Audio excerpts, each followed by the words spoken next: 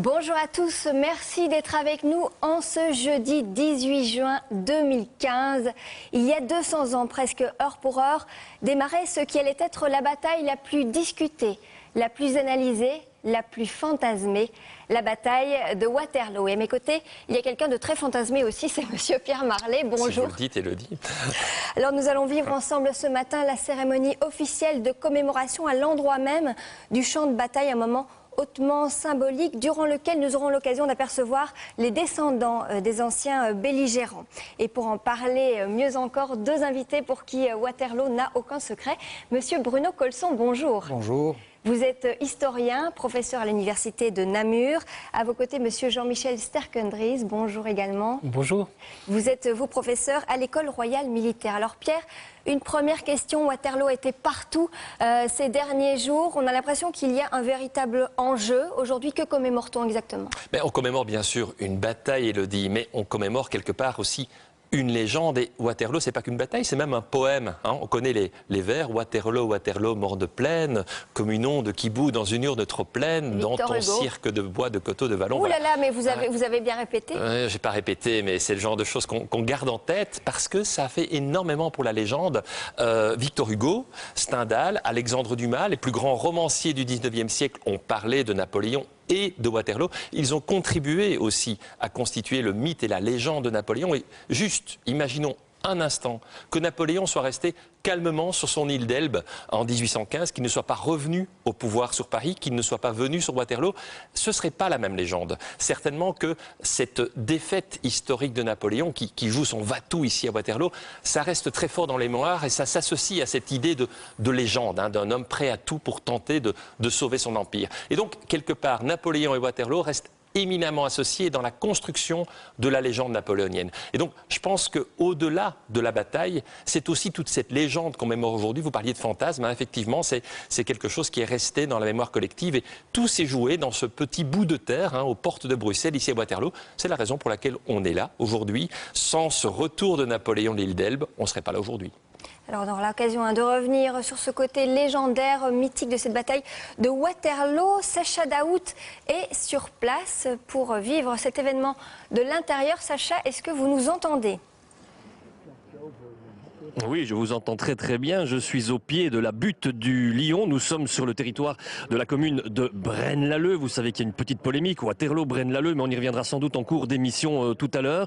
Waterloo, morne-plaine, disiez-vous, Pierre, tout à l'heure. Waterloo, morne-pluie, si je peux me permettre, parce que la météo, elle est bien d'époque. Il a plu la veille du 18 juin 1815. Eh bien, il pleut ici depuis ce matin. Il y a une petite accalmie, mais les nuages qui arrivent n'annoncent rien de bon. Une météo donc d'époque. Ce qui n'est pas d'époque, ce sont les personnalités présentes qui sont bien contemporaines. On a ici pour l'instant des représentants des différentes autorités du pays, à savoir le gouvernement fédéral, mais il y a aussi les entités fédérées qui sont présentes. On attend l'arrivée dans quelques instants du roi Philippe et de la reine Mathilde. Je me retourne un instant pour voir s'ils sont là. Non, pas encore. Ils vont sans doute être accueillis au son de la musique militaire pour cette cérémonie donc qui s'annonce notamment très spectaculaire pour une de ces parties. 4 hommes vont descendre à pied en courant la butte du Lion avec des drapeaux. On ne sait pas exactement ce qu'il y a sur ces drapeaux. On le découvrira tout à l'heure et nous reviendrons ici régulièrement pour vous faire part de cette ambiance ici au pied de la butte du Lion. Merci Sacha, à tout à l'heure. Alors il est presque 11h, essayons, Bruno Colson, Jean-Michel Sterckendries, de se remettre 2 siècles en arrière, en 1815. Que se passe-t-il à cette heure-là ? Vers 11h, la bataille n'a pas encore débuté, puisqu'en général, on admet qu'elle a commencé vers 11h30. Il faut savoir aussi qu'il y a un décalage de 2 heures par rapport à notre heure d'été actuelle. Donc il faut ajouter 2 heures à ce que les témoins ont écrit à propos des heures de la bataille. Pour nous, donc, elle commencera seulement vers 13h30. C'est une bataille qui s'est déroulée l'après-midi. Déroulé l'après-midi. Alors, Sacha Daout le disait, un ciel nuageux, une météo fidèle à cette époque? En fait, il faisait encore plus chaud qu'aujourd'hui. Donc le temps était très lourd, orageux et le terrain était complètement détrempé, ce qui va avoir une influence, bien entendu, sur les opérations et sur les mouvements. Il y a des conséquences déterminantes. Alors, on est en Belgique, justement. La particularité des Belges à Waterloo qui sont présents, c'est qu'ils sont dans les deux armées et que parfois ils se connaissent l'un l'autre, non ? C'est absolument évident. Donc c'est une tragédie belge. Il y a à peu près 4600 Belges dans les rangs de l'armée alliée, mais tous ne sont pas présents à Waterloo. Il faut dire d'ailleurs qu'un certain nombre sont morts lors des combats du carrefour des Quatre Bras 2 jours auparavant. Et puis, il y a aussi des Belges dans l'armée napoléonienne. Le nombre est beaucoup plus incertain parce que les statistiques précises font évidemment défaut. Certainement plus de 2000. Certaines estimations vont jusqu'à 4000. C'est un choix de leur part ? Tout à fait. Pour ce qui est de l'armée française, certainement. Certains ont d'ailleurs déserté de l'armée hollando-belge qui était en cours de formation pour rejoindre les rangs français. Et il y a même des familles qui sont déchirées. Le cas le plus emblématique est celle de la famille Van Merlen, une famille anversoise, où vous avez un général dans un camp, celui de Wellington, et son frère Philippe, qui se trouve dans les rangs français. Et parfois, il paraît qu'on s'invective parfois d'un rang à l'autre, parce que les combattants sont parfois très proches, ils se reconnaissent, comment dire, il y a des dialogues qui s'installent, c'est vrai ? Oui, les combattants s'affrontent de très près, en fait. Donc même quand ils tirent, ils se voient dans le blanc des yeux à cette époque. Sinon, après, s'ils sont plus loin, le tir est trop imprécis. Il y a effectivement des personnages qui se reconnaissent. Il y en a qui ont combattu côte à côte dans l'armée de Napoléon. Il y a une différence entre la participation des Belges dans les deux camps, c'est que dans l'armée de Wellington, il y a des unités qui sont considérées comme belges. Il y a des régiments qui sont composés en grande majorité de Belges. Tandis que de l'autre côté, ils sont un peu disséminés. Dans l'armée française, ils sont dans tous les régiments, pratiquement, donc c'est beaucoup plus difficile de les localiser. Ces unités belges, on a dit qu'on les avait mis en première ligne, justement parce qu'on était méfiant de leur attachement, de leur intégrité, et pour en faire de la chair à canon, c'est vrai ? Il est exact que Wellington avait beaucoup de méfiance par rapport aux troupes hollando-belges. Et on peut le comprendre parce que ces troupes hollando-belges sont commandées très souvent par des anciens du service napoléonien. Et de plus, le nombre de désertions avait grimpé de façon effrayante avant la bataille. Mais ce n'est pas une bonne raison pour les mettre en première ligne. Ce serait plutôt une bonne raison pour les mettre à l'arrière ou encadrés solidement par des unités que l'on estime plus fiables.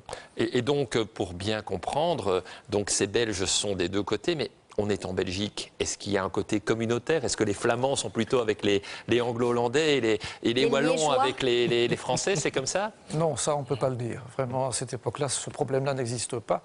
Même s'il peut y avoir des différences dans les opinions publiques, on en a vu sous l'Empire, c'est vrai que le régime français était moins bien toléré en Flandre qu'en Wallonie, mais en 1815, il n'y a pas cette distinction. On peut même ajouter que l'officier qui commande le bataillon qui garde le quartier général de Napoléon, la ferme du Caillou, c'est un officier hollandais. Donc on n'est pas encore... Donc c'est beaucoup plus compliqué que ça. C'est plus compliqué, oui. Apparemment, je pense que les choses sont en train de se préciser. Voilà. L'arrivée du Premier ministre laisse supposer que la cérémonie devrait bientôt commencer. Je suppose que le roi et la reine vont arriver. Peut-être que Sacha a davantage d'informations à ce propos. Est-ce que l'arrivée du roi et de la reine est imminente, sans doute? Je ne sais pas. Alors effectivement, je viens de voir arriver Charles Michel. J'ai vu également arriver les descendants des principaux protagonistes de cette fameuse bataille de Waterloo, les descendants de Napoléon Bonaparte bien sûr, mais aussi ceux de Wellington et de Blücher.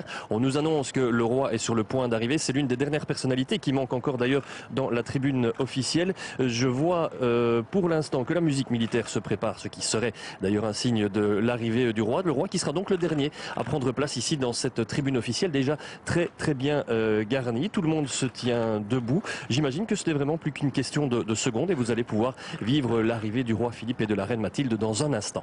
Que s'avance le couple royal des Pays-Bas, Willem Alexander et Maxime. On imagine que notre roi et notre reine sont les derniers à arriver. D'ailleurs, Willem Alexander est donc le descendant direct de Guillaume d'Orange, qui était blessé donc, à l'endroit où on a édifié la butte du Lion. Donc c'est, attention que je ne me trompe pas, l'arrière, arrière, petit-fils. C'est bien ça, Élodie? Je pense que c'est bien ça, on vérifiera, mais je pense que c'est ça. Alors arrive le grand-duc et la grande-duchesse du Luxembourg.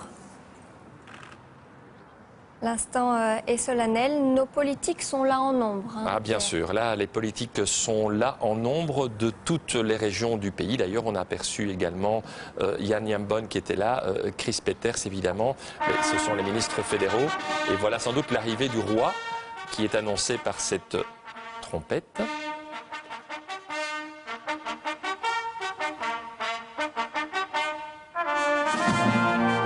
Et la Brabançonne.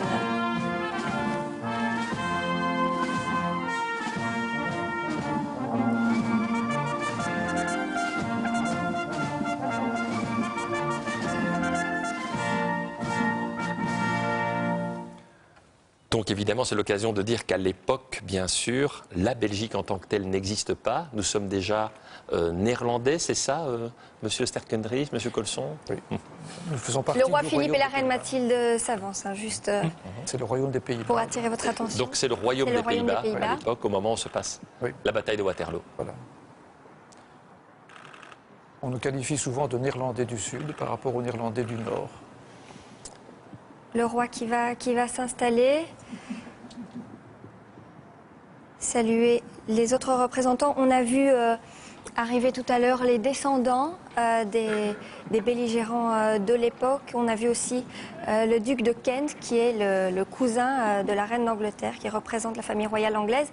Le prince Charles et son épouse Camilla étaient là hier à la ferme d'Augoumont. Ils ne sont pas là aujourd'hui, on aura l'occasion d'y revenir. On aperçoit aussi Jean-Christophe Napoléon, qui est bien sûr descendant de Napoléon, bien évidemment. La reine qui discute avec la grande-duchesse Maria Theresa. Sans doute de la météo, comme d'habitude. Oui, en général, hein, quand on scrute le ciel comme ça, on se demande exactement ce qui va se passer par la suite. On aperçoit également le duc de Kent, hein, dont vous avez parlé, qui est le 34e dans l'ordre de succession, si j'ai bien lu, autant dire qu'il ne risque pas de monter un jour sur le trône. Il faut qu'il s'occupe. Et donc Charles Michel va être le premier à prendre la parole. Les discours officiels commencent à l'instant.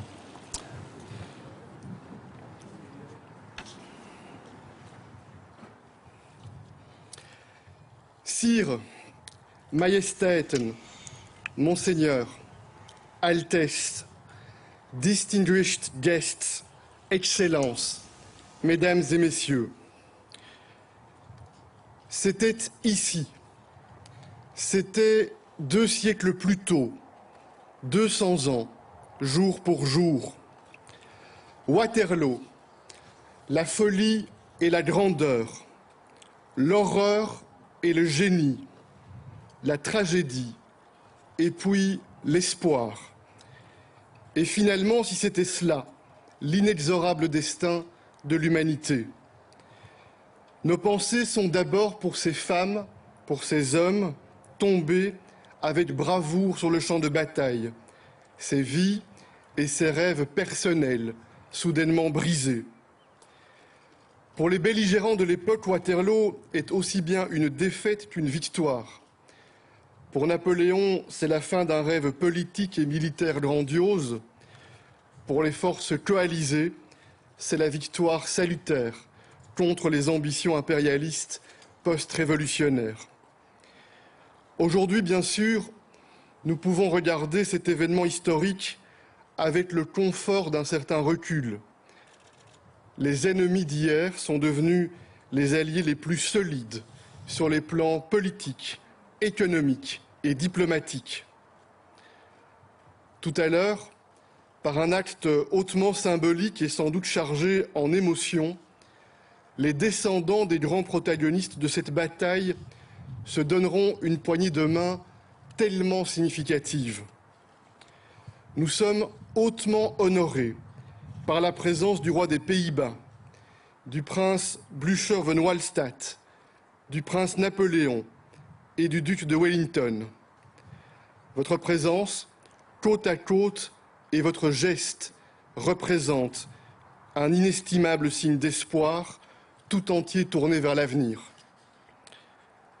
Sire, Majesté, je sais que vous aviez à cœur non seulement de prendre part à cette commémoration historique, mais surtout à vous y impliquer. Au nom du gouvernement, je tiens sincèrement à vous remercier. Je salue également la présence du grand-duc de Luxembourg et du duc de Kent, représentant la reine d'Angleterre, ainsi que les ambassadeurs de France et d'Allemagne. Votre présence est un signe d'amitié dont nous mesurons parfaitement toute la valeur. Mesdames et messieurs, en réalité, plus qu'une bataille, c'est une réconciliation que je veux célébrer aujourd'hui. Waterloo illustre la dialectique de l'histoire. Waterloo illustre ce processus par lequel des forces antagonistes s'affrontent avec acharnement et vont engendrer un choc tragique. Et c'est ce choc si violent qui rendra possible plus tard une unité plus vaste et une harmonie plus solide. Cette réalité, c'est le projet européen.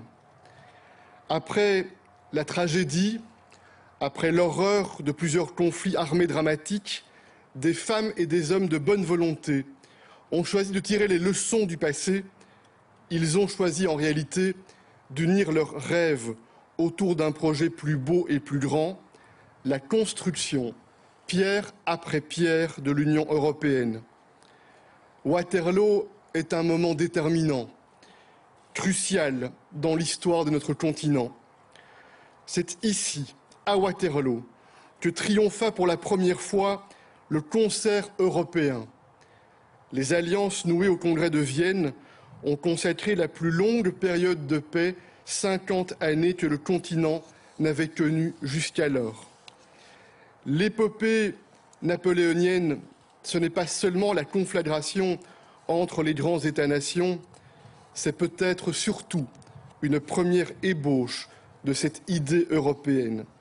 Et cela tant du côté napoléonien que du côté des forces coalisées. Napoléon, c'est le rêve impérialiste, mais n'est-ce pas déjà aussi une forme de rêve européen? À l'apogée de l'Empire, presque tout le continent, à l'exception de la Grande-Bretagne, est napoléonien jusqu'aux portes de la Russie. Une Europe, certes, pas encore démocratique, mais cet espace européen a pris corps une première fois durant un bref instant. Du côté des forces coalisées, une réalité plus large de la nation apparaît soudainement. Une union sacrée entre les grandes puissances du continent est indispensable, pas seulement pour lutter contre une menace commune, mais surtout pour garantir la paix, la stabilité et la prospérité. Waterloo is een slagveld. Waterloo est un champ de bataille, mais malheureusement, Waterloo annonce également le concept de guerre totale, un nouveau concept à l'époque, où tout était mis en œuvre pour détruire et anéantir l'autre. C'est à Waterloo que la guerre devient synonyme de destruction. Et hélas, Waterloo, en ce sens, a été une répétition générale des deux plus grands conflits mondiaux de notre histoire qui ont eu lieu un siècle plus tard. Récemment, nous nous sommes déjà réunis à Liège et à Ypres pour commémorer ces pages sombres de notre histoire. Je tiens également à remercier chaleureusement les pouvoirs locaux et régionaux.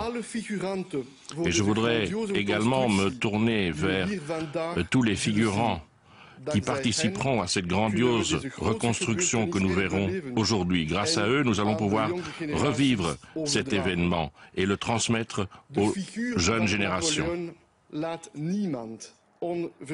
La personnalité de Napoléon ne laisse personne indifférent. Napoléon n'a pas son égal dans l'histoire de l'humanité.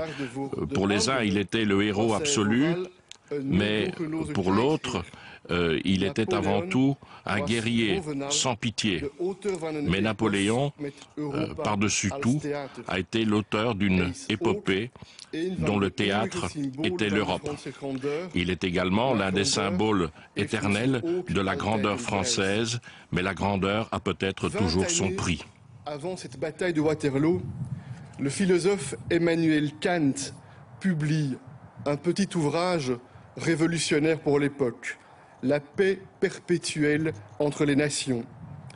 Il appelle à la constitution d'une société des nations en Europe, liée par les vertus du commerce, de l'échange et du dialogue. Comme vous le savez, il a fallu 1 siècle et demi pour que ce rêve devienne une réalité.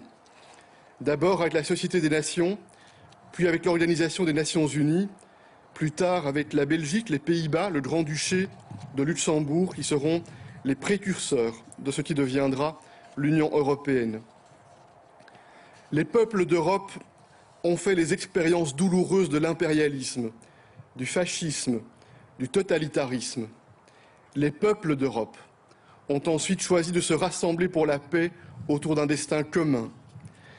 Des hommes visionnaires tels que Jean Monnet, Robert Schuman, Konrad Adenauer ont dédicacé leur intelligence et leur talent pour construire ce miracle inédit, une paix qui règne depuis presque 3/4 de siècle. La paix et la stabilité sont les conditions indispensables pour renforcer les droits de l'homme inspirés par les Lumières et la Révolution française. La paix et la stabilité sont les conditions indispensables pour forger les progrès de l'humanité et donner ainsi du corps et du cœur aux rêves et aux espoirs. La paix réclame une vigilance perpétuelle. La tentation de se faire la guerre est malheureusement toujours présente dans le monde. En Libye, en Irak, en Syrie, au Mali, mais aussi aux portes de l'Europe en Ukraine. Des femmes, des hommes, des enfants sont confrontés en ce moment même à l'effroyable réalité de la guerre et au lot d'horreur qu'elle charrie. Nous devons lutter contre les sirènes de l'égoïsme et du repli. Nous devons travailler sans relâche pour l'ouverture, le dialogue, la compréhension, la tolérance, le respect et la diplomatie. Cette bataille de Waterloo s'est déroulée sur ce petit territoire au cœur de l'Europe. Cet endroit apparaîtra vite et peut-être d'ailleurs confusément aux yeux de beaucoup comme étant stratégique. Ce territoire qui deviendra la Belgique sera destiné à entretenir un lien mystérieux et intangible avec l'avenir de l'Europe. Bruxelles est le siège des institutions européennes, est un carrefour pour faire progresser jour après jour le projet européen. De Paul-Henri Spaak à Herman Van Rompuy, en passant par Jean Rey et quantité d'autres, la Belgique a souvent fourni des hommes d'État qui ont mis leur vision et leur intelligence au service de l'idéal européen. Every battlefield is drenched in Chaque blood. champ de bataille Waterloo is no exception. est noyé de sang et Waterloo n'est pas une exception. Chaos creates Et beauty. on dit que le chaos engendre la beauté. Ce qu'il nous faut commémorer ici à Waterloo, c'est avant tout l'importance de la communauté européenne.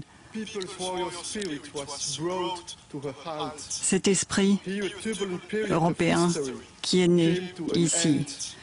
The grâce à la creation fin of a de peaceful cette balance période of power, de l'histoire atroce, start of a diplomatic la création d'un équilibre des forces of an international et order. au travers des démarches diplomatiques, petit à petit, il a été possible d'aller plus loin. Après avoir rendu visite au champ de bataille, j'ai bien compris combien cruelle peut être une guerre, comment une guerre peut détruire les vies, éradiquer tout espoir. Avant tout, je tiens à dire, plus que jamais, que ce qu'il nous faut commémorer, c'est la naissance de la paix, de l'harmonie et de l'entente. C'est le message de paix, d'harmonie et de concorde. Thank you for sharing this day with us. Thank you for your attention. Je vous remercie. Conciliation plus qu'une bataille, c'est comme ça qu'on pourrait résumer ce discours de Charles Michel. Oui, Pierre. très logiquement, évidemment, Charles Michel a mis en avant l'avenir européen, quelque part la destinée européenne de la Belgique. Waterloo, une bataille européenne au port de l'Europe. Bruxelles, la capitale de l'Europe. C'est un peu le sens du discours de Charles Michel aujourd'hui. Sans doute qu'il y aura d'autres discours du même style, mais voici la bourgmestre de Waterloo, Florence Rother. Majesté, Monseigneur, Altesse, distinguished guests, Excellences, Monsieur le Premier ministre, Messieurs et Mesdames en vos titres et qualités. L'histoire a voulu que le duc de Wellington donne le nom de Waterloo à la bataille qui marquera l'histoire de l'Europe.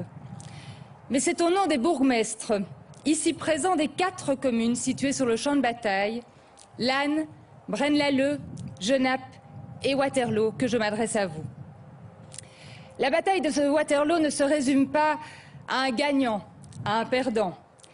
Elle est une étape capitale de notre histoire, celle qui servit de base à la construction européenne. Mais il ne faut pas l'oublier, 11 000 hommes ont péri à l'issue de cette bataille et 35 000 ont été blessés dans des conditions épouvantables. Nous leur rendons hommage aujourd'hui et permettez-moi de citer Arthur Wellesley, le duc de Wellington, qui au lendemain du 18 juin 1815 disait ceci: « Rien, sinon une bataille perdue, n'est aussi mélancolique qu'une bataille gagnée. » Fin de citation. Monsieur le Premier ministre l'a rappelé, ce n'est pas une bataille que nous commémorons aujourd'hui, mais bien une réconciliation. Ce bicentenaire se veut avant tout une célébration de la paix. L'événement est mondial. Waterloo est entré dans l'histoire pour toujours, mais pour notre région, c'est le début d'une grande aventure, celle du tourisme mémoriel. Le site du champ de bataille est voué à devenir la porte d'entrée du tourisme wallon. Un véritable circuit va se mettre en place dont la renommée devrait dépasser de loin nos communes, notre région ou encore notre pays. Des visiteurs du monde entier pourront y découvrir des lieux exceptionnels, chargés d'histoire. Le mémorial 1815, bien sûr, mais aussi le dernier QG de Napoléon, celui de Wellington, dont le musée qui porte son nom, la ferme château d'Hougoumont, la colonne Victor Hugo ou encore les différents monuments dédiés aux Alliés récemment inaugurés. Autant de sites qui ont retrouvé leur lustre grâce à la détermination de tous les acteurs, belges et étrangers. Des dizaines de milliers d'euros ont été investis pour les mettre en valeur. Tous les niveaux de pouvoir ont contribué à la réussite de l'entreprise. L'enjeu économique est bien sûr de taille. Au lendemain du bicentenaire, 500 000 visiteurs par an sont attendus. Cette cérémonie en est le point de départ. Cette reconstitution historique est la plus grande jamais réalisée dans le monde. Jusqu'à 200 000 personnes sont attendues durant ces 3 jours. Des moyens colossaux ont été déployés pour offrir au public un spectacle impressionnant. Et pour nos communes, cela représente une gestion de la sécurité et de la mobilité sans précédent. Je tiens particulièrement à remercier, au nom des 4 bourgmestres, les quelques 5 000 reconstitueurs, ces passionnés venus de partout dans le monde qui nous feront vivre cet événement dans le souci de la vérité historique, jusque dans les moindres détails. Enfin, je tiens à remercier tout particulièrement les dirigeants et les représentants des nations étrangères qui nous font l'honneur de leur présence. Grâce à vous, ce bicentenaire restera marqué dans les mémoires et Waterloo ne sera définitivement jamais une morne plaine. Je vous remercie. Florence Reter, qui a pris bien sûr évidemment de citer ses confrères bourgmestres des autres communes touchées par la bataille de Waterloo. Bien évidemment, dans un instant, on va écouter le bourgmestre de Braine-l'Alleud, Vincent Scourneau. Pierre, peut-être un petit débrief sur ce discours. L'avantage évidemment de Florence Reter, c'est qu'elle vit, elle, dans une commune dont le nom est connu dans le monde entier, contrairement aux autres bourgmestres concernés. Et on sait que ça a créé une petite polémique locale. On y reviendra d'ailleurs, après avoir entendu ce deuxième discours. Sire, Majestéten, Monseigneur, Altesse, Distinguished Guests, Excellences, Monsieur le Premier ministre, Mesdames, Messieurs, en vos titres et qualités. Le 18 juin 1815, une des plus terribles batailles de l'histoire de Belgique se déroulait en ces lieux. Une journée qui allait compter des milliers de victimes et qui allait changer l'avenir de millions d'hommes. Aujourd'hui, 200 ans plus tard, jour pour jour, le moment est venu de commémorer, pour la première fois, de manière officielle et protocolaire, ce moment de notre histoire européenne. Ces commémorations sont importantes pour entretenir le devoir de mémoire et rendre hommage aux hommes et aux femmes qui se sont impliqués dans cette bataille. Quelle que soit la cause qui les ait poussés un jour à se battre, c'est à eux, de quelque bord qu'ils aient pu être, que l'on doit penser aujourd'hui. Cette pensée, au niveau des communes, nous anima depuis de nombreuses années. Et c'est sous le symbole du respect et de la mémoire que nous avons œuvré depuis plus de 15 ans déjà à la redynamisation et à la revalorisation du hameau du Lion et plus largement du champ de bataille. C'est en effet fin des années 90 que sous l'égide du ministre du Tourisme Serge Lubla, nous avons projeté ce que vous allez découvrir aujourd'hui. Il a fallu consacrer beaucoup d'énergie et de détermination pour aboutir. Nous avons d'abord dû gagner la confiance des habitants du hameau afin qu'ils nous permettent d'acquérir la maîtrise foncière de l'endroit. Ensuite, il a fallu convaincre chaque intervenant successif. Et je pense notamment aux ministres régionaux du tourisme, messieurs Ludgen, Furlan et actuellement monsieur le ministre Collin, pour prolonger l'idée de faire de cet endroit d'abord un lieu de recueillement tout en n'excluant pas, en parfaite coexistence, le développement touristique et économique de notre région. Grâce à toutes ces personnes, que je remercie très sincèrement, et à l'union des 4 communes, que sont les communes de Braine-l'Alleud, Lannes, Waterloo et Genappe, avec le soutien de la province et le financement de la région, nous avons, au travers de l'intercommunal et de l'ASBL 1815, pu vous proposer un site réaménagé et un spectacle suivi de reconstitutions d'ampleur jamais réalisées dans l'histoire de notre pays. Ainsi, au cours du week-end qui se prépare, nous attendons 200 000 personnes venues des 4 coins de l'Europe. Elles pourront assister aux reconstitutions de la bataille qui mettront en avant plus de 6200 reconstitueurs et dans un mélange de cultures, plus de 50 nationalités. À tous ces chiffres démesurés et parfois même étonnants, comme les 540 000 pièces de couverts en plastique recyclable qui garniront les tables de l'événement et les 300 stères de bois qui chaufferont les bivouacs, viennent s'ajouter encore tant d'autres chiffres qui démontreraient, s'il le fallait encore, en discourir l'ampleur de cet événement.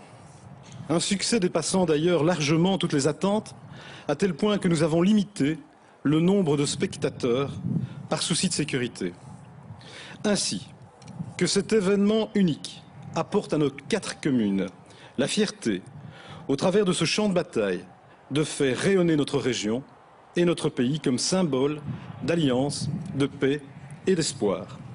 Que nos communes, portées par ce moment, puissent structurer leurs spécificités à travers le champ de bataille de la bataille de Waterloo.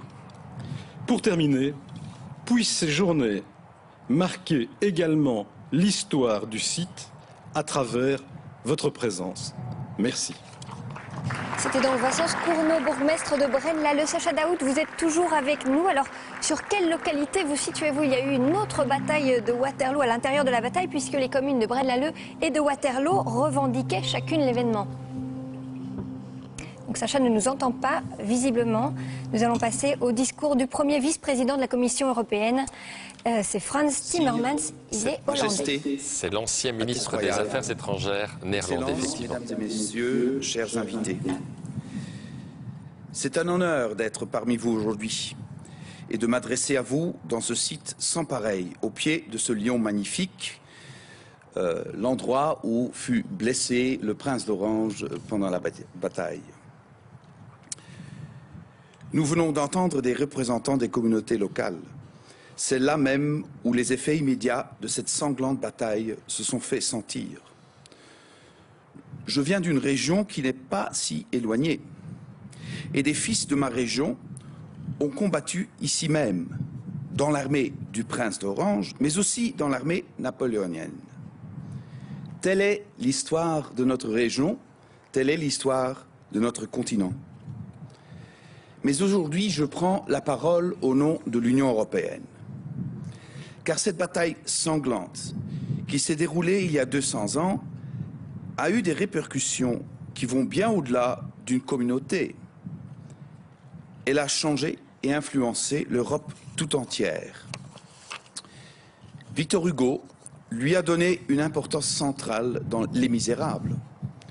Et de fait, c'est ici même qu'il a terminé ce livre, à l'Hôtel des Colonnes. Il voyait dans Waterloo le début d'une ère nouvelle, le moment où, et je cite, « les sabreurs ont fini, c'est le tour des penseurs ». Fin de citation. Hugo qui rêvaient qu'un jour viendrait, et je cite encore, un jour viendrait où il n'y aura plus d'autres champs de bataille que les marchés s'ouvrant au commerce et les esprits s'ouvrant aux idées. Fin de citation. The battle's impact resonated well beyond Europe. L'impact de ces batailles a eu des conséquences bien au-delà de l'Europe. Le sort du monde a été décidé à Waterloo. Ces mots n'ont pas été prononcés par un Européen, mais par Simón Bolívar, un homme qui a secoué l'histoire d'un autre continent. Ces événements historiques transcendent le temps et l'espace, et ce qui se déroule dans une partie de l'Europe a des conséquences sur l'ensemble d'entre nous. Ce qui se produit au cours d'un siècle a un impact sur le siècle suivant, et ce que je dis était vrai il y a 200 ans, comme cela est vrai aujourd'hui.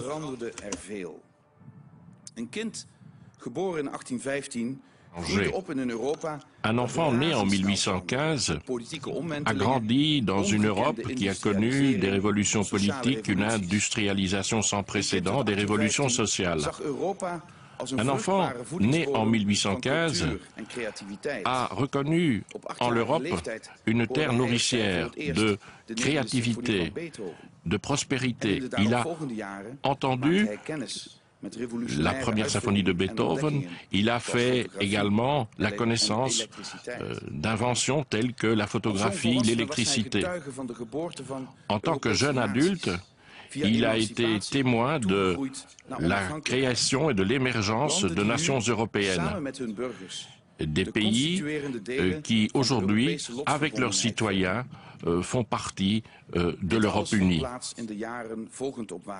Et tout cela a eu lieu dans les années qui ont suivi la bataille de Waterloo. Mais la paix relative a été de courte durée. À 55 ans, l'âge que j'ai aujourd'hui, ce jeune né en 1815 était à nouveau témoin d'une guerre entre la France et l'Allemagne. Et dans le siècle suivant, ces deux mêmes pays repartiraient à deux reprises en guerre, dans une sorte d'entreprise suicidaire collective européenne.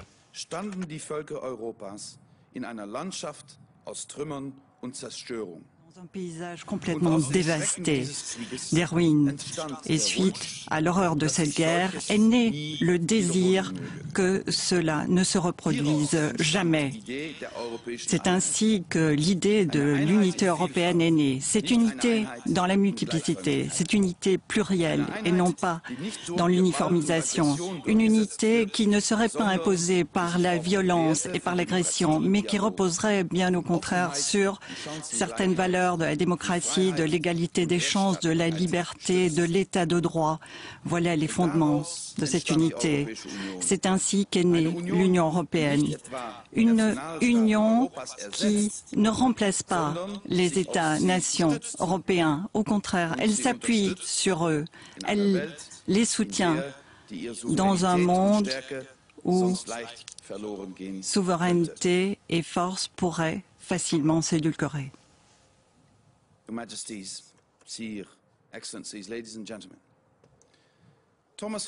Mesdames et messieurs, Thomas Hardy a écrit sur la bataille de Waterloo. Il a relaté quelles étaient la faune et la flore qui se trouvaient sur ce champ de bataille. Voilà les perspectives. 200 ans nous séparent de l'horreur de cette bataille.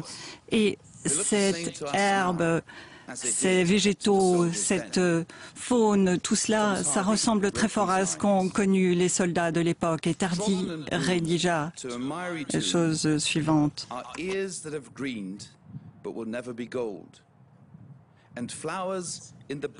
Ces végétaux verts qui deviennent couleur or, vont-ils fleurir, vont-ils refleurir? Donc 200 ans se sont écoulés depuis Waterloo et de nombreuses vies sont mortes dans l'œuf.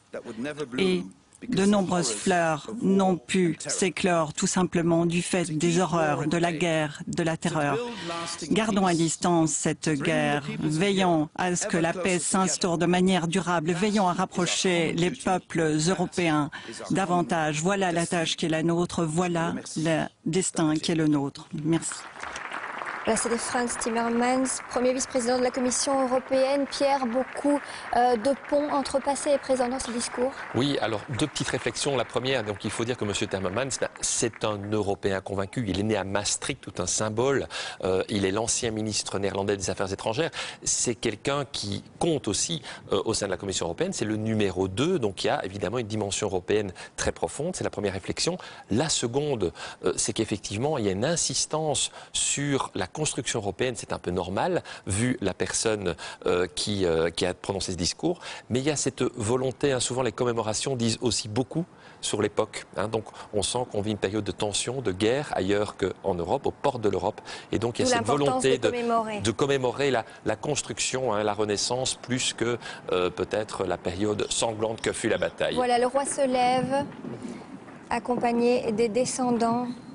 Des acteurs de cette bataille, ils vont déposer une gerbe de fleurs, et symbole de réconciliation et de paix. Voilà, on va avoir aussi un moment de silence et de recueillement. Hein, on voit les deux souverains côte à côte.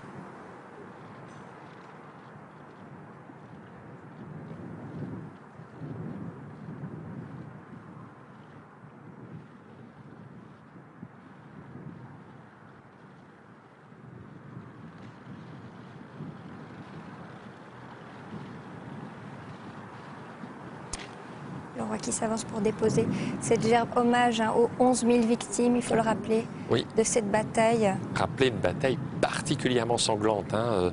On aura sans doute quelques minutes pour y revenir avec nos deux professeurs, mais c'est une bataille très sanglante pour l'époque sur un petit territoire. Et donc voilà, on va avoir le moment symbolique du début, en quelque sorte, de la bataille, l'hommage évidemment aux personnes qui sont mortes ici de tous les camps, à tous les combattants qui sont morts sur ce petit territoire de Waterloo. Il y a donc le roi Philippe, le roi des Pays-Bas, le prince Blücher von Wallstatt, le descendant du général Blücher, mais aussi Jean-Christophe Napoléon. De l'autre côté, à la droite du roi, il y a les descendants du duc de Wellington. Et donc on va avoir le moment du début officiel de la bataille de Waterloo, donc exactement 200 ans plus tard, à peu près très exactement. Là évidemment les historiens nous diront si c'est 11h30, 11h37. En train de sourire. Voilà, il sourit. Mais le but effectivement c'est de marquer par un coup de canon le tout début de la bataille avec le duc de Kent. Voilà, le duc de Kent et avec les descendants donc des différents protagonistes. Et l'autre extrémité, le grand-duc de Luxembourg, à côté du fils du 9e duc de Wellington.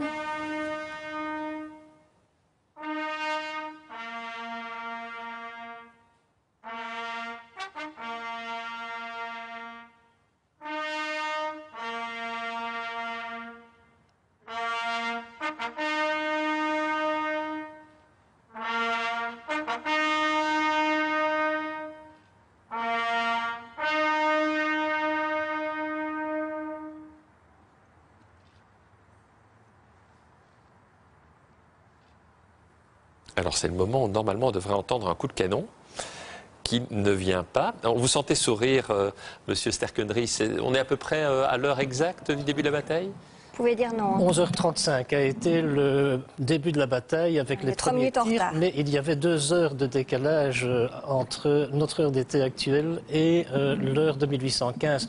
C'est ce qui vous explique que les récits de l'époque disent justement que la nuit tombait à 8 heures du soir. Voilà, les descendants se regroupent autour d'un boulet de canon. Ils ont chacun un ruban de couleur qui représente évidemment les différentes forces en présence. Oui, les couleurs de l'époque. Hein. L'orange, évidemment, pour la Maison d'Orange, pour les Néerlandais. Le bleu pour la France. Le rouge pour l'Angleterre. Et puis le noir pour la Prusse, donc l'Allemagne actuelle. Et si je peux vous faire observer un petit détail, les militaires qui officient là sont des militaires du 1er régiment de lanciers, qui est l'héritier du dragon léger numéro 5 qui s'est battu à Waterloo. Dans le camp donc, de l'armée du côté de Wellington, bien entendu, du côté des Alliés. Là, on a déposé ces rubans et on repose le boulet de canon qui est aussi symbolique de la façon dont on faisait la guerre à l'époque. Oui, le boulet de canon, c'est le projectile le plus utilisé sur les champs de bataille, donc c'est un boulet métallique. Et le plus meurtrier? Le plus meurtrier, c'était le tir à mitraille sur l'infanterie à courte distance. Le boulet, on pouvait encore y échapper, mais le tir à mitraille, c'était beaucoup plus meurtrier.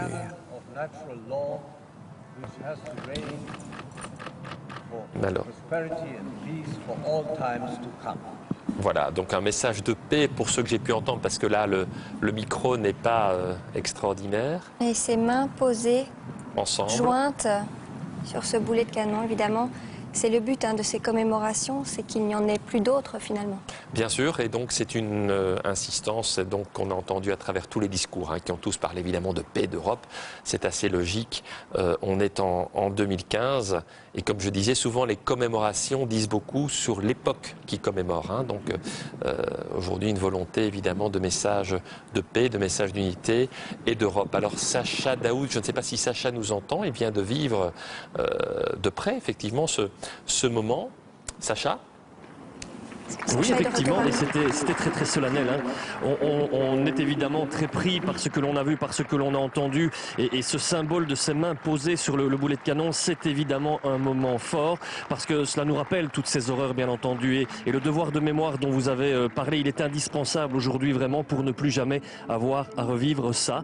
On a entendu des mots forts, la vigilance permanente en période de paix, c'est indispensable aussi, et vraiment on a le sentiment ici que tout le monde a voulu respecter cet instant très solennel. Il y a des 100 ans démarrait donc une bataille d'une férocité incroyable. La volonté, c'était donc de détruire, on l'a entendu aussi, et parfois devant certains. Moi, je ne vous cache pas qu'on a un petit peu des frissons ici en tribune de presse, parce qu'on a vraiment le sentiment que ici, cet instant très solennel se transforme aussi, non seulement en grand moment de mémoire, mais aussi en message d'espoir, et on le sent à travers ce qui a été dit, c'était indispensable aujourd'hui. La suite de la cérémonie va démarrer. Je pense que maintenant, du haut de la butte, vont s'élancer 4 hommes avec des drapeaux. Je vous propose peut-être de commenter cela en direct en studio. Ils vont démarrer sans doute juste à l'issue de ce moment musical. On reste vraiment ici dans un instant très très solennel, j'insiste. Alors ce moment musical justement, donc il s'agit d'une composition qui s'appelle Fratres. Bon, je pense qu'il n'y a pas besoin de traduire donc cette idée de fraternité. C'est une composition d'un compositeur estonien qui s'appelle Arvo Pärt, donc qui a 79 ans aujourd'hui. Et donc c'est un style propre à ce compositeur qu'on peut entendre pour l'instant et qui donc va inaugurer effectivement ce moment plus poétique, nous a-t-on dit. Il a été question de poésie, on a parlé de Victor Hugo.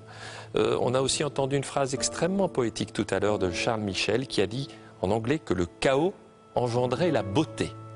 Et voilà, la descente commence avec de nouveau ces couleurs symboliques. Ce sont... on nous avait dit qu'ils descendaient en courant, je pense qu'ils sont, ils sont un peu plus prudents. Le sol est humide et de toute façon, l'instant se prête plus à une marche du souvenir.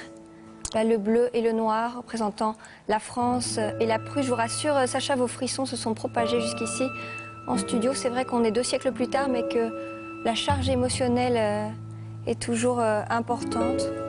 On a vécu pas mal de commémorations ces dernières années avec le centenaire de la Première Guerre mondiale, ensuite les 70 ans de la fin de la Seconde. Mais c'est vrai qu'ici, on est encore plus loin dans le temps. Et pourtant aujourd'hui, ça marque toujours les gens. La preuve, ils ont répondu en nombre aux commémorations qui vont se dérouler dans ces prochains jours. Voilà, c'est une époque effectivement extrêmement mémorielle. On a parlé de tourisme mémoriel qui, soit dit en passant, est très à la mode aujourd'hui dans nos contrées comme en France. Et effectivement, Waterloo est un des sites principaux sur le plan du tourisme en Belgique, en Wallonie et en Belgique. Et comme vous l'avez entendu, les investissements réalisés devraient permettre d'espérer encore de plus grandes retombées. On a vu en grande discussion 2 jeunes personnes qui sont donc les héritiers de la famille Bonaparte et de la famille Wellington. Pour la petite histoire, ces 2-là sont bien loin d'un horizon guerrier. Ils sont rivaux, mais pas des rivaux militaires. Ils sont rivaux, ils sont tous les 2 traders à la City londonienne. Alors qu'apparaît un cheval blanc, c'est effectivement extrêmement symbolique. Et pourtant, le cheval de Napoléon n'était pas blanc, Pierre, paraît-il. Bruno Colson. Il l'était souvent malgré tout. À Waterloo, il était blanc. Quand on dit un cheval blanc, c'est vrai qu'il est un peu gris. Il ne faut pas oublier non plus justement tous ces chevaux qui eux aussi on fait couler beaucoup de sang hein, sur cette plaine, puisqu'aussi on demandait aux soldats de viser les chevaux pour faire tomber les cuirassés. Oui, donc l'objectif souvent c'était de tuer davantage le cheval que l'homme, non, monsieur? De toute façon, un cavalier s'abritait sur l'encolure, derrière l'encolure de sa monture, et bien entendu, la masse visible la plus importante de la cible, c'était le cheval. Et voilà un coup de canon. Non, on est vraiment en retard par rapport à la bataille. Donc normalement, maintenant, c'est une salle de 15 coups de canon. Le cheval se couche.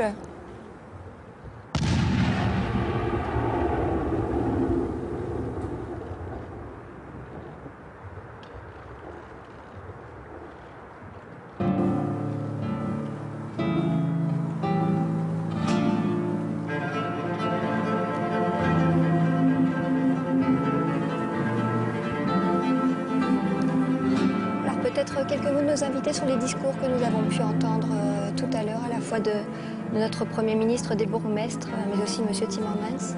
Ce sont des discours qui sont véritablement ancrés dans les valeurs de l'Union européenne, et ça peut se comprendre bien sûr, parce que c'est vrai qu'après une tragédie pareille, et en fait Waterloo est le point final d'une tragédie de 20 années, les guerres révolutionnaires et napoléoniennes, la réaction est de dire bien sûr plus jamais ça, et l'idée de concert européen, donc de concertation pour éviter un nouveau cataclysme, commence en effet avec le congrès de Vienne et ensuite l'après-Waterloo.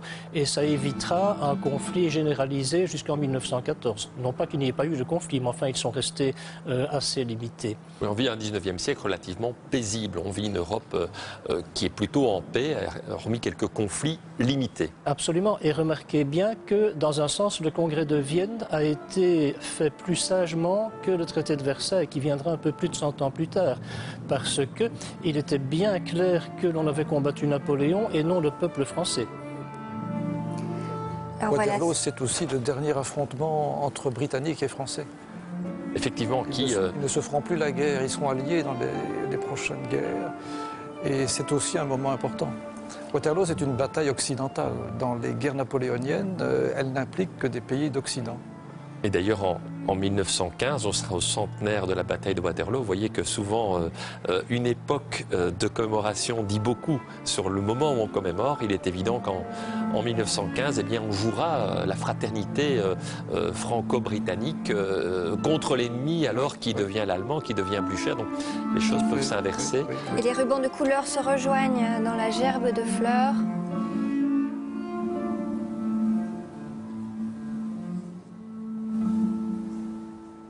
Tout a été axé sur la communion, sur l'union finalement de ces couleurs, de ces peuples.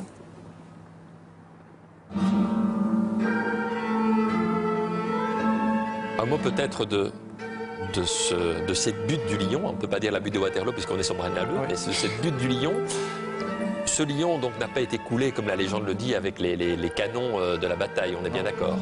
C'est un lion qui a été réalisé à Cockerill. À Cockerill, oui, voilà, près de Liège. Donc c'est une commande officielle du Royaume des Pays-Bas, quelques années après la bataille. C'est vrai qu'il fascine, hein, ce lion, finalement, même pour les enfants. C'est la bataille de Waterloo, c'est d'abord ce lion. Alors, peut-être déjà, si certaines personnes nous regardent et se posent la question, pourquoi un lion? C'est l'emblème du Royaume des Pays-Bas, c'est aussi l'emblème de la Belgique, c'est un symbole de force, de puissance. Le lion se retrouve sur plusieurs armoiries et ce qu'il tient aussi sous sa patte ne serait pas un boulet de canon, contrairement à ce qu'on dit souvent, c'est beaucoup trop gros. Alors est-ce que c'est un globe? Probablement, mais ça ne signifie pas non plus que le Royaume des Pays-Bas avait des ambitions mondiales. C'est plutôt un symbole de paix retrouvée après la bataille de Waterloo. Alors la patte tournée, Pierre, vers la France, en signe, certains l'ont pris de menace, et on ne parle même pas de l'arrière-train qui lui aussi a été interprété. On a interprété le lion de différentes façons. Certains ont même voulu, lors de l'indépendance de la Belgique, le faire tomber de son piédestal, puisque les Français nous avaient aidés à acquérir notre indépendance, mais donc il est resté. Donc il était considéré comme anti-français, ce monument? Certains l'ont vu comme cela, oui, mais on peut le voir autrement. c'est vrai qu'à une époque, effectivement, le lion de Waterloo est vu comme le symbole de l'anti-France. Hein. Les milieux francophiles, les milieux wallons vont détester ce lion. Au 50e anniversaire, d'ailleurs, de la bataille de Waterloo, on n'ose pas commémorer la bataille parce que on craint de créer un problème politique en Belgique. Vous voyez comme quoi les époques changent. Oui, tout à fait. Oui, ça a été utilisé lors de périodes de tensions communautaires, c'est clair. Donc 3 coups de canon, normalement 3, il me semble qu'il y en a eu plus. Vous nous avez dit 3. Je pense... Ça, ce sont les 15 qui arrivent. Je pense que les ce sont 3, déjà... tout à l'heure. Oui, je pense qu'on a déjà eu les 3 coups de canon. Et là, il y a un petit peu de retard, donc peut-être on essaie de rattraper un petit peu. Donc on a bien 15 coups de canon ici. Le retard de la cérémonie. Qui sont symboliquement tirés par l'artillerie. C'est une tradition dans une commémoration de tirer quelques coups de canon. Quelle en est la signification, la raison, Jean-Michel? Oui, ça peut donner un certain tonus à la cérémonie, je dirais. Et puis ça rappelle très bien la bataille de Waterloo. Il était d'usage qu'une bataille commence par 3 coups de canon, 3 coups tirés à blanc par les batteries de la garde impériale. On savait alors que le grand bal allait commencer. De la musique aussi, de la musique militaire. Et c'est vrai que pendant les combats, elle a pu guider des soldats qui ne voyaient plus forcément grand-chose avec la fumée, qui n'entendaient plus. C'est évident, les musiciens sont les transmetteurs de l'époque. Ils donnent aussi du corps au ventre, bien entendu, aux marcheurs avant la bataille, hein, et puis aux combattants. Et ce sont eux qui donnent les différents signaux, l'attaque, la charge, le ralliement et ce genre de choses. Sans compter que les musiciens peuvent être utilisés pour ramasser les blessés à l'occasion. Alors on l'a dit, hein, la bataille commence extrêmement tard. On ne va évidemment pas refaire la bataille, on n'en a pas le temps. Mais sans doute que ça a été un des éléments qui explique la défaite napoléonienne. En quelques mots, Bruno Oui, Colson. c'est un des éléments que l'on a pu attribuer à la défaite française. Si Napoléon avait attaqué plus tôt, il aurait peut-être pu battre Wellington avant l'arrivée de Blücher. Mais le terrain était fort détrempé et le général Drouot, qui était le commandant de la garde impériale, qui était un général d'artillerie, a conseillé à Napoléon d'attendre que le terrain soit un peu plus sec. Après, il se l'est reproché. Oui, il a aussi beaucoup reproché à ses officiers, notamment... Oui, mais le général Drouot s'est dit qu'il avait peut-être eu tort de conseiller à Napoléon d'attendre encore avant de débuter. Voilà, mais Napoléon n'a pas considéré que c'était sa propre erreur, évidemment. Il s'en évolue longtemps, je crois, hein, effectivement. Alors là, je crois qu'on va voir la cérémonie, l'hymne européen, bien entendu. C'est très symbolique, hein, l'hymne européen composé par Beethoven. On connaît encore à l'époque napoléonienne. Beethoven est un contemporain de Napoléon. Tout à l'heure, dans le discours de M. Timmermans, il y avait cette insistance qui était faite justement sur le fait que l'Europe a commencé à se construire au XIXe siècle. Et certainement que cet hymne, qui est devenu le symbole de toute l'Europe, eh bien, a cette histoire d'avoir été créé à cette époque-là par un homme qui a d'ailleurs, dans un premier temps, été fasciné par Napoléon, qui lui a d'ailleurs dédié une symphonie. Même si la vision européenne de Napoléon était une vision d'époque, évidemment, où seulement une, voire deux puissances dirigeaient les autres. Oui, Napoléon a suscité l'enthousiasme de la plupart des intellectuels européens, jusqu'au moment où il est apparu comme un empereur ayant des ambitions de conquête démesurées. Mais au début, il était vu comme un homme des Lumières, un homme de progrès.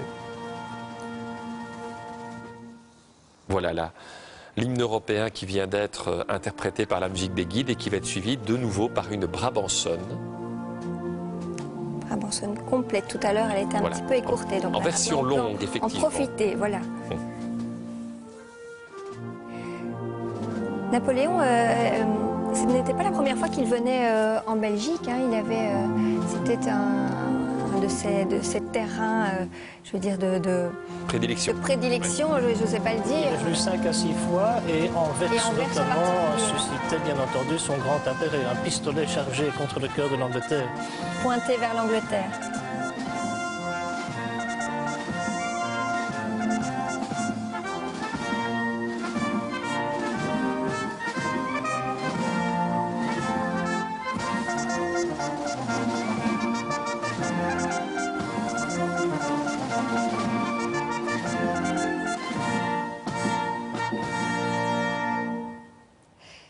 Sacha Daout, est-ce que vous êtes toujours avec nous?